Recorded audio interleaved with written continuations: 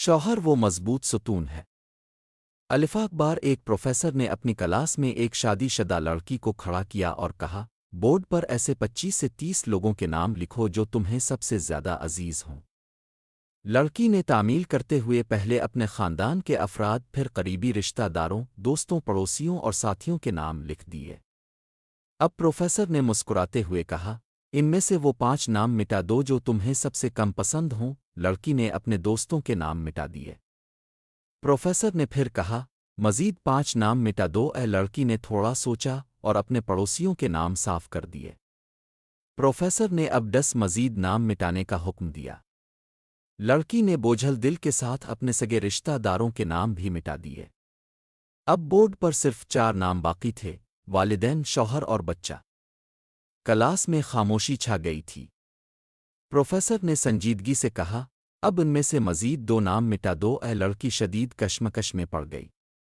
بہت سوچنے کے بعد اس نے انتہائی دکھی ہو کر اپنے ماں باپ کے نام مٹا دیے۔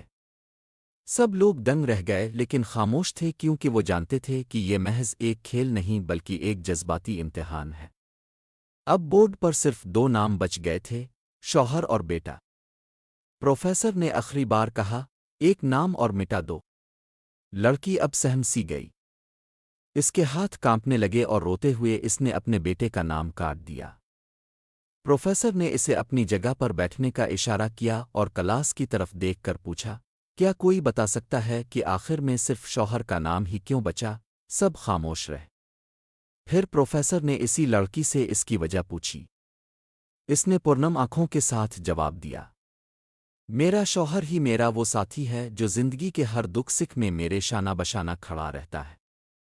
ماں باپ ایک وقت پر ساتھ چھوڑ جاتے ہیں اور اولاد بڑی ہو کر اپنی زندگی میں مگن ہو جاتی ہے، لیکن ایک شرکن حیات ہی وہ رشتہ ہے جو آخری سانس تک وفاداری نبھاتا ہے۔ میں ان سے وہ باتیں بھی شیئر کر سکتی ہوں جو کسی اور سے نہیں کر پاتی۔